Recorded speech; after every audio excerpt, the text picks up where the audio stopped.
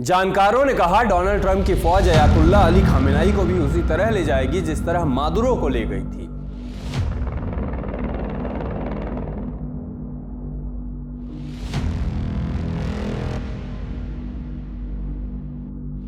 फिर कुछ एक्सपर्ट आए, लेयर्ड बातें बताई। सिक्योरिटी की पहली layer Islamic revolutionary guard core IRGC। Iran की पैरामिलिट्री फोर्स जिसकी वफादारी सिर्फ और सिर्फ सुप्रीम लीडर के प्रति है, इस्लामिक शासन के प्रति है। 1,90,000 लड़ाकों का संगठन जिसकी अपनी पैरामिलिट्री विंग है, बासिज रेजिस्टेंस फोर्स। IRGC के पास अपने पारंपरिक हथियार, अपना खुद का टैंक, बख्तरबंद गाड़ियां, रडार, फाइटर जेट्स, नौसेना के जहाज और पनडुब्बियां हैं। Second layer of security Sipah वली अमीर, IRGC के सबसे खतरनाक और ट्रेंड सैनिकों की एक अलग टुकड़ी। 10,000 से ज्यादा जवान इस स्पेशल प्रोटेक्शन टीम का हिस्सा हैं जो 24 घंटे खामेनेई के इर्द गिर्द रहते हैं। कतई किलर मशीन।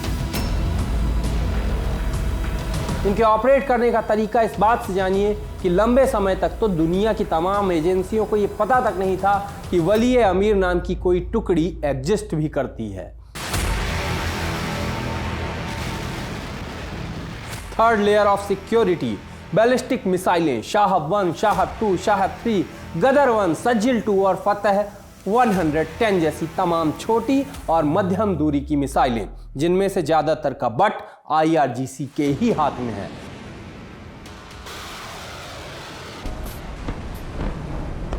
अगर किसी देश ने सुप्रीम लीडर तक हमला करने की कोशिश की तो तड़ातड़ मिसाइलें दागी जा सकती हैं। और हां, ये वही मिसाइलें हैं जिन्होंने इजरायल के आयरन डोम को कागज के गत्ते की तरह भेद दिया था।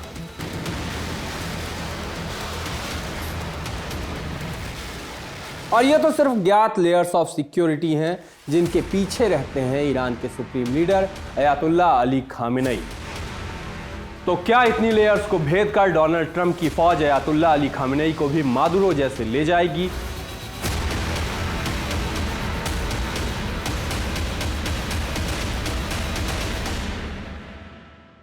क्या अमेरिका की पहुंच उस सीक्रेट बंकर तक भी हो गई है जहां खामेनेई अब तक कथित तौर पर छिपे हैं?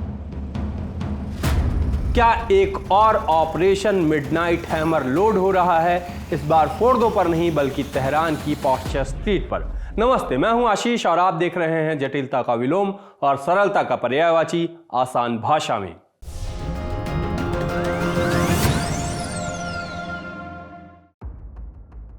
सत्ताईस जून 1981 ईरान की राजधानी तेहरान अबूजर मस्जिद में लोगों की भारी भीड़ जमा थी। मंच पर मौजूद थे आज के सुप्रीम लीडर और उस वक्त सिर्फ एक इस्लामिक धार्मिक नेता अली खामेनेई। खामेनेई ने अपना भाषण खत्म किया और फिर सवाल जवाब के लिए वहीं रखी कुर्सी पर बैठ गए। उनके सामने एक टेबल थी, टेबल पर कुछ माइक और एक टेप रिकॉर्डर पड़ा था। तभी घुंघराले बालों वाला एक लड़का टेबल की तरफ बढ़ा। उसने झोले से निकाल के एक रिकॉर्डर उसी टेबल पर रख दिया और भीड़ से निकलकर बाहर जाने लगा। अगले ही पल एक जोरदार धमाका हुआ। ब्लास्ट उसी रिकॉर्डर में हुआ जो खामेनेई से कुछ ही दूरी पर रखा था। खामेनेई की जान बच गई, लेकिन वो बुरी तरह से घायल हो गए। इस हमले की जिम्मेदारी फोरकान नाम के संगठन ने ली, जो खामेनेई और इस्लामिक लीडरशिप का विरोध कर रहा था। यह हमला ईरान के लिए एक चेतावनी थी। 1979 की इस्लामिक क्रांति के बाद ईरान ने IRGC यानी रिवॉल्यूशनरी गार्ड्स बनाए। शुरुआत में IRGC सिर्फ एक भरोसेमंद पैरामिलिट्री फोर्स थी। मकसद था एक ऐसी फोर्स बनाना जो इस्लामिक शासन के लिए पूरी तरह वफादार हो। लेकिन 1981 के हमले के बाद IRGC को और जिम्मेदारियां दे दी गई। यहीं से उसकी असली ताकत बढ़नी शुरू हुई। 1989 में खामेनेई ने ईरान की सत्ता संभाली। तभी से ईरान के सुप्रीम लीडर की सुरक्षा की पूरी जिम्मेदारी सिपाह वली अमीर पर है, जो IRGC के सबसे खतरनाक और ट्रेंड सैनिकों की एक टुकड़ी है। रिपोर्ट्स बताती हैं कि 10,000 से ज़्यादा जवान स्पेशल प्रोटेक्शन टीम का हिस्सा हैं, जो 24 घंटे खामेनेई के साथ रहते हैं। ऐसे में क्या तेहरान में अमेरिका वो कर सकता है जो काराकस में हुआ? सोशल मीडिया के सेल्फ अक्लेम्ड स्ट्रेटेजिस्ट हल्ला मचाए हुए हैं कि अगला नंबर ईरान का, लेकिन हकीकत सोशल मीडिया की लड़ाई से परे है। ईरान और वेनेजुएला की तुलना करना सेब और संतरे की तुलना करने जैसा है। जरा दोनों देशों की मिलिट्री स्ट्रेंथ को देखिए। ग्लोबल फायर पावर रैंकिंग 2025 दुनिया में डिफेंस फोर्सेस की रैंकिंग बताती है। इसकी माने तो ईरान की 16वीं सबसे मजबूत सेना है दुनिया में। दूसरी तरफ वेनेजुएला की रैंक है 50। मैन पावर की बात करें तो ईरान एक्टिव और रिजर्व फोर्सेज मिलाकर ईरान के तकरीबन 11 लाख सैनिक हैं। वहीं वेनेजुएला के पास 3,37,000 सैनिक। एयर पावर की बात करें, ईरान के पास 551 विमान हैं, जिनमें 188 फाइटर जेट शामिल हैं। वेनेजुएला के पास 229 विमान और 30 फाइटर जेट है।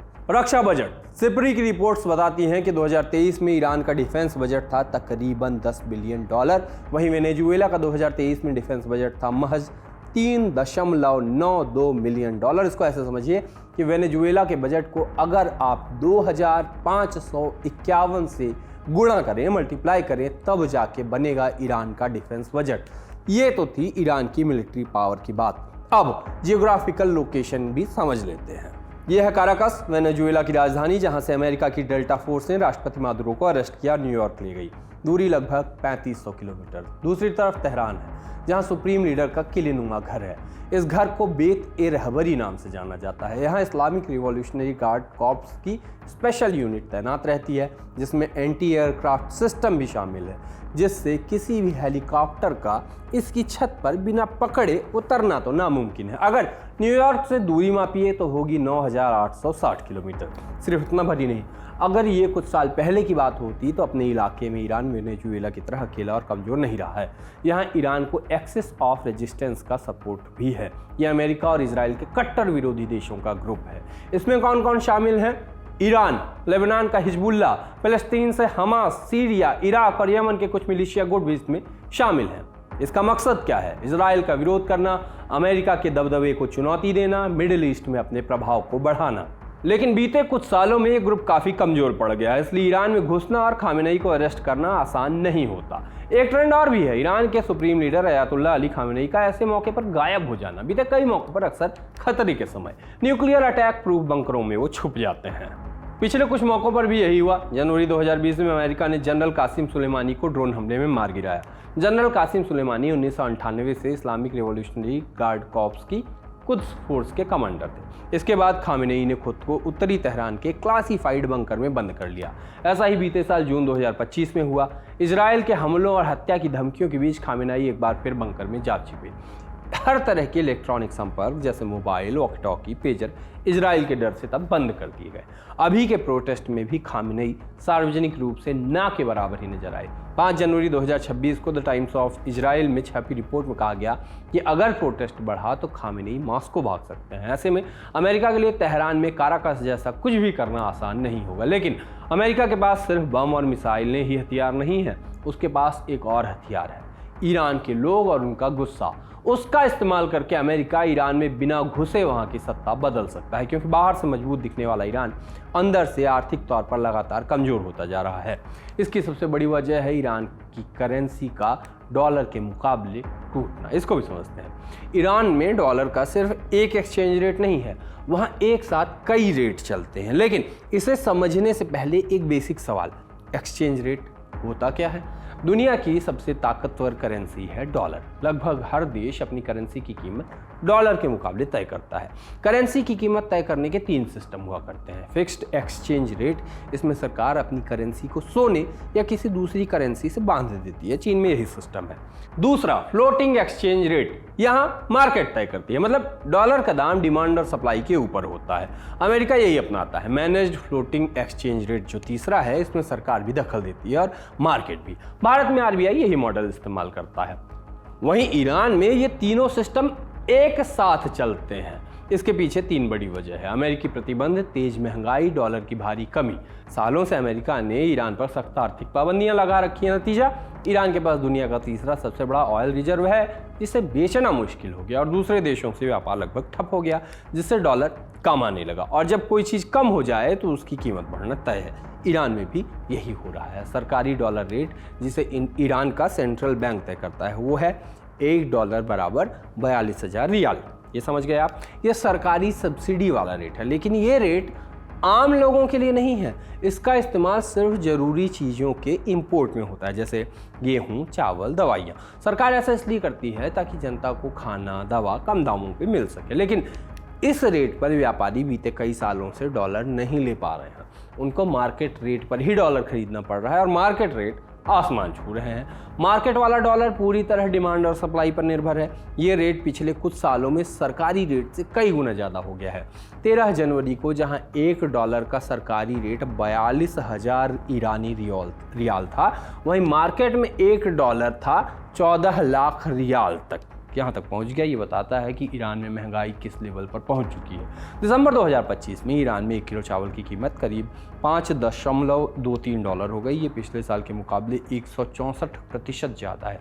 अगर भारतीय रुपए में देखें तो चावल 470 रुपये प्रति किलो तक पहुंच गया है। साफ है, ईरानी लोगों का गुस्सा अब हिजाब या फ्रीडम से आगे बढ़ गया है। ये भूख की लड़ाई तक जा पहुंचा है। इसी वजह से गुस्साई भीड़ सड़कों पर डेथ टू डिक्टेटर वाले नारे लगा रही है। 2009 में भी कुछ ऐसा ही हुआ था। ईरानी राष्ट्रपति चुनाव के बाद बड़े विरोध प्रदर्शन हुए। इसको ग्रीन मूवमेंट कहा गया। ईरान के लोगों का मानना था कि चुनाव में धोखाधड़ी हुई है और मौजूदा राष्ट्रपति महमूद अहमदी निजाद को गलत तरीके से जिता दिया गया। जनता सड़कों पर आ गई। वेयर इज माई वोट, यानी मेरा वोट कहाँ है के नारे लगाए गए। फिर क्या, सरकार ने इन विरोधों को बहुत सख्ती से दबाया। कई लोग घायल हुए, 19 लोगों की मौत हुई, हजारों लोगों को गिरफ्तार भी किया गया। रिपोर्ट्स बताती हैं कि इस प्रोटेस्ट से निपटने के लिए भी ईरान की सरकार और हाईटेक हो गई है। बीते कई सालों से चीन और रूस की तरह ईरान में डिजिटल तानाशाही का मजबूत एक सिस्टम बिछा दिया गया है। सरकार लोगों के विरोध को दबाने के लिए अब 3 तरीके अपनाती है। पहला, इंटरनेट बंद करना। जब लोग सड़कों पर उतरते हैं तो सरकार इंटरनेट धीमा कर देती है या पूरी तरह से बंद कर देती है। इससे प्रदर्शनकारी आपस में बात नहीं कर पाते, दुनिया को भी सही हालात पता नहीं चल पाते हैं। दूसरा, फेशियल रिकग्निशन कैमरा। इसको प्रदर्शनकारियों की पहचान करने और उनको गिरफ्तार करने में यूज किया जा रहा है। तीसरा, नैरेटिव कंट्रोल। इसमें सरकार जानबूझकर गलत जानकारी फैलाती है ताकि लोगों को लगे कि प्रोटेस्ट गलत है, सरकार जो कर रही है वही सही है। यही वजह है कि 12 जनवरी को हजारों लोगों ने तेहरान में सरकार के पक्ष में प्रदर्शन किया। ईरान के समर्थकों ने इस प्रोटेस्ट को भी इजराइल और अमेरिका का काम बता दिया।